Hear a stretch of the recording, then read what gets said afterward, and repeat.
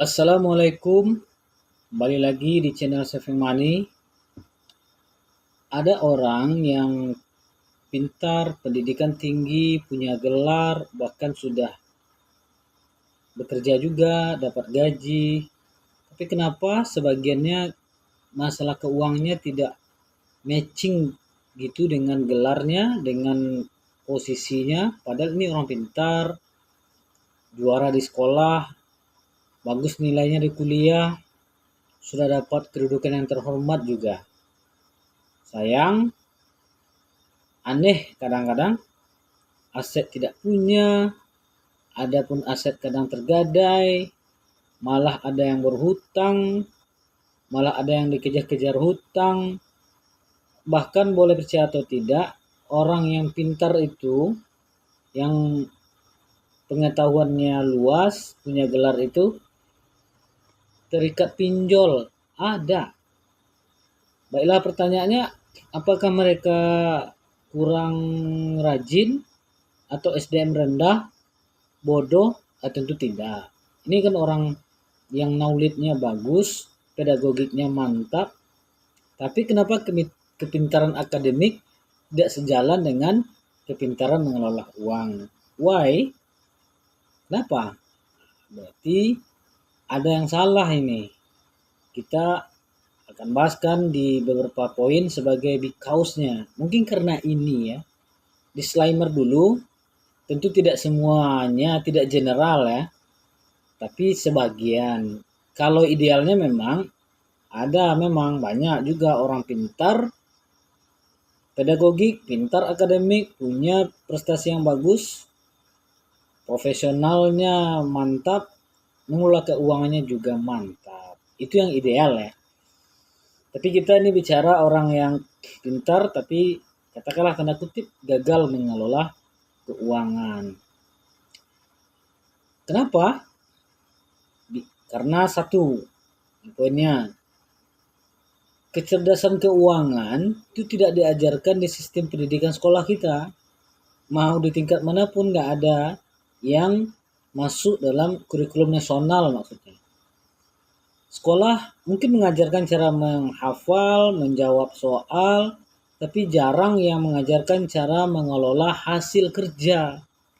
Sekolah kadang mengajarkan cara atau teori-teori yang bisa mendatangkan uang, misalnya di gaji, tapi minim mengajarkan tentang pengelolaan uang dan manajemen manajemen risiko ya, tentang finansial.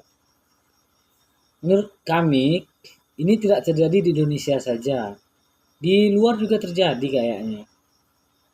Kita tidak melihat satu persatu negara ya. Salah satunya adalah melalui buku Rich Dad Poor Dad Robert Kiyosaki tahun 97. Kutipan aslinya berbunyi, "School focus scholastic and professional skill but not financial skill." Sekolah kadang terlalu fokus ke pendidikan akademik dan profesional, tapi kadang tidak cakap mengelola keuangan. Ini Kiyosaki menyoroti, akar masalah pendidikan kadang melahirkan pekerja yang pintar, yang tahu teori, tapi sukses di karir, tapi rapuh dalam urusan finansial. Jadi itulah penyebab memang sistem pendidikan ya. Channel ini kita berikan ciri setiap poin-poin penting kita sampaikan. Apalagi di poin 1 ini kita masukkan landasan dalil ya. Ada yang dari Quran, ada yang dari hadis, ada yang dari Turats. Turats ini kitab klasik, bukan Taurat ya. Menyangkut poin ini, nanti bisa kita cek Quran surat Al-Hasyr ayat 1-3, itu surat yang ke-103. Lebih kurang intisarinya ilmu atau kepandaian tanpa kesadaran dan tidak cakap mengelola gitu. Kalau dalam finansial ini akan berujung kepada kerugian, kekurangan, dan bahkan kacau balau lah gitu kalau dalam mengurus keuangan finansial.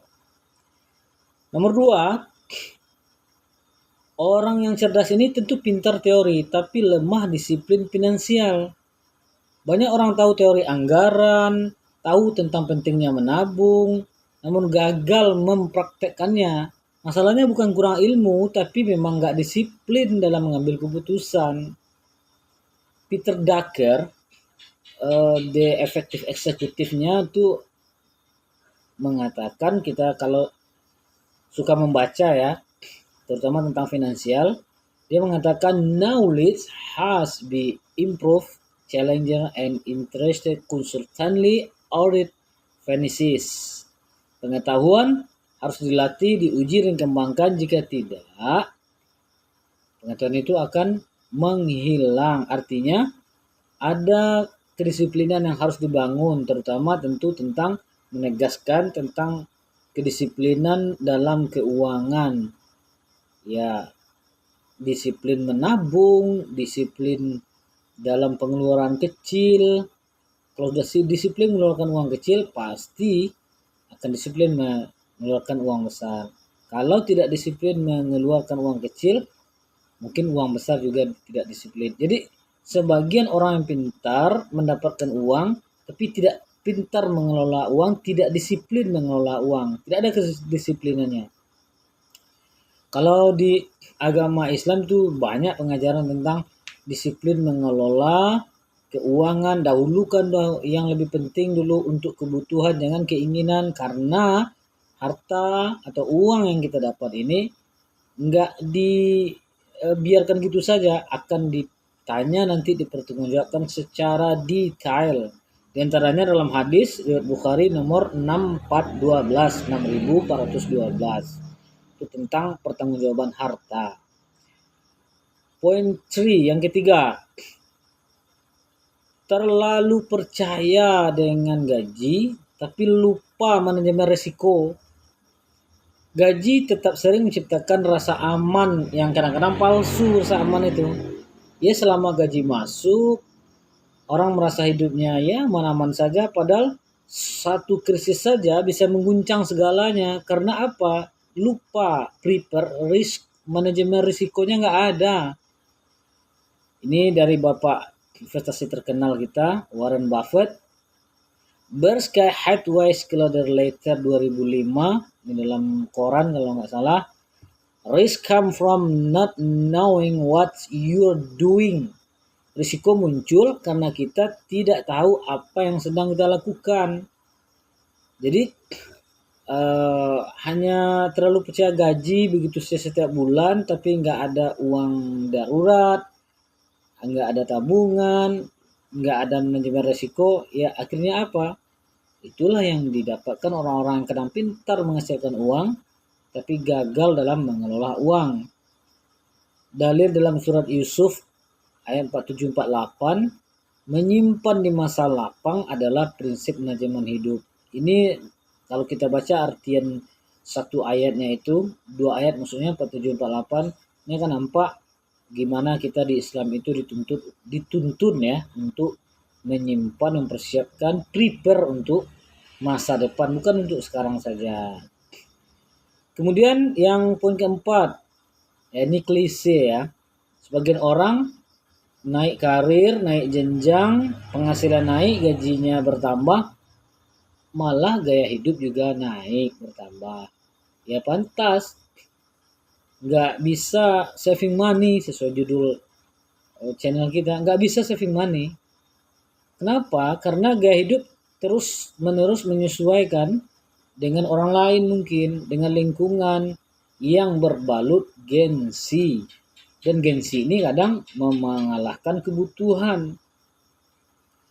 Kita ambil saja ini dari Om Bob Sadino kita, buku beliau Goblok Pangkal Kaya 2010, menegaskan keberanian hidup sederhana adalah fondasi kebebasan finansial. Bukan kita menggunjingkan siapa-siapa ya, tapi ya kadang orang yang dianggap pintar, apalagi mungkin seorang pegawai yang levelnya sudah level up gitu, nanti dipromosikan, dipindahkan ke tempat yang lebih baik gitu, ya kadang-kadang lingkungan secara tidak langsung menuntut untuk penyesuaian gaya yang nanti ujung-ujungnya ada pemborosan yang menimbulkan keguncangan finansial. Dalil di agama di Quran surat Al-Isra surat ke-17 ayat 26-27. Lihat sendiri ya. Poin yang kelima, ini orang berilmu tinggi ini tapi dia terjebak dalam, mohon maaf nih, nafsu serakah. Ini nafsu serakah maksudnya adalah berbuat hal-hal yang tidak pas, yang tidak elok, yang menggunakan uang masuk tadi. Iya, kembali kayak ke poin-poin sebelumnya tadi, karena mengikuti gengsi dan lain sebagainya, tapi khusus poin ini berhubungan dengan kalahnya akal oleh nafsu ya. Mohon maaf saja, contohnya seperti ya melakukan hal-hal yang menyalahi aturan agama, aturan pemerintah, mohon maaf lagi nih, selingkuh misalkan.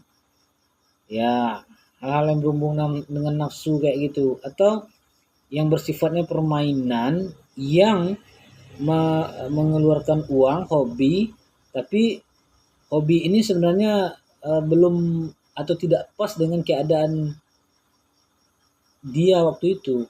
Orang yang pintar ini katanya ini, dia nggak pas, dia mengikuti mungkin hobi pengusaha. Dia tuh kalau saya pernah dengar nih, dia orang yang kalau memang uang yang nggak berseri itu, kalau main bulu tangkis badminton itu sekali pukul ya ininya dibuang, shuttlescope-nya dibuang, bulu alat pukul itu dibuang. Ini kan ya gimana ya, di dunia hobi kayak gini lah yang orang kadang-kadang terjebak dengan nafsu yang tidak terkelola dengan baik, nafsu memperturutkan hobi, nafsu memperturutkan candu ya, dan meniru-niru orang lain yang ya kita ini udah berpangkat, ini kita udah bergelar nih, kita dianggap orang ini, masa kita tidak bisa ini, padahal belum saat dan belum tempatnya. Ya, dari Daniel Kahneman ya, Daniel Kahneman, people are not rational, they are emotional. Manusia itu sebenarnya bukan makhluk rasional, tapi makhluk emosional. Orang yang gagal mengelola emosi, apalagi di bidang finansial, ya so pastilah masuk nanti ke keadaan yang tidak baik dalam finansialnya. Dalil Turat Ihya Ulumuddin jilid 3, nafsu yang berlebihan melemahkan akal dan hati. Oke? Jadi hati-hati ya, seberapa pintar pun kita, pengetahuan kita banyak, tapi emosi tolong dikendalikan, nafsu tolong dikendalikan. Nomor 6, yakni karena sudah merasa pintar, tidak mau lagi learning, belajar sesuatu tentang mengelola uang, belajar sesuatu untuk mendapatkan uang. Kalau belajar sesuatu, tidak mau belajar sesuatu dalam mendapatkan uang, nanti apalagi orang gajinya yang stagnan, lama-lama uangnya dimakan inflasi. Tidak mau belajar hal seperti ya kalau investasi dalam bentuk langsung kalau nggak bisa, maksudnya buka usaha atau bagaimana, ya pelajari apa itu sekuritas, apa itu investasi saham. Karena nggak mau belajar kayak gini, akhirnya apa yang terjadi? Ya nanti dia akan dikalahkan dengan keadaan atau dengan perubahan finansial itu sendiri. Ini sebenarnya bisa dua sisi. Pertama, kalau memang orang yang pintar itu dan sadar gajinya ini misalkan hanya bisa menutup bulan ke bulan lah gitu kan. Kalau bisa pun invest itu dengan jumlah yang sangat sedikit. Dia berusaha belajar, apalagi zaman sekarang tempat belajar, alat belajar sudah sangat banyak dan very easy ya. Sangat mudah sekali untuk mendapatkan uang yang kan tidak mengganggu sebenarnya kalau dia jadi pegawai atau jadi apa, sepulang dari bekerja di rumah, lakukan sesuatu untuk mendapatkan uang. Atau seminim-minim mungkin, kalau tidaklah bisa untuk belajar mendapatkan uang lebih, tapi belajarlah tentang mengelola uang. Carol Dweck dalam Mindset-nya 2006 itu, becoming is better than being. Becoming is better than being. Proses menjadi lebih baik, lebih penting itu daripada merasa sudah jadi orang baik. Ya, mempadakan, ya saya kan orang udah punya gaji, udah berpangkat, cerdas pula, segala sesuatunya mungkin bisa saya pelajari atau bagaimana, tapi dalam realnya tidak belajar ya. Jadi nggak mau merubah diri, bertumpu di situ saja. Quran surat Ar-Ra'd ayat 11. Ar-Ra'd itu Quran surat ke-13. Ya, itulah 6 poin yang orang pintar akademik adalah suatu kelebihan karunia pantas disyukuri, namun sebagiannya gagal mengelola uang, finansial, harta, atau gaji. Dari pendapatan itu menjadikan tidak matching dengan kepintarannya.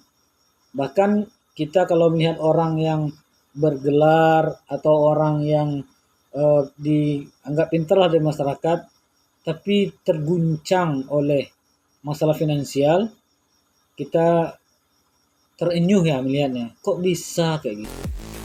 Di closing ini kita mendoakan kalau ada Bapak Ibu yang memang orang pintar tapi sedang mengalami keadaan tidak baik-baik saja tentang finansial, kita berdoa mudah-mudahan keadaan itu cepat berlalu, dan mudah-mudahan dengan beberapa poin tadi bisalah memberikan ini loh salahnya, inilah kendalanya, mudah-mudahan bisa menjadi solusi bagi keadaan sebagian orang ya, not general, sebagian orang pintar secara keilmuan, secara knowledge, tapi gagal dalam mengelola keuangan. Mudah-mudahan harta yang di tangan kita bisa menjadi kebaikan untuk diri sendiri dan orang lain, dan khusus kepada bapak-bapak, ibu-ibu atau penonton yang memang sudah pintar, ya mohon diperhatikan beberapa poin tadi, seperti teruslah belajar,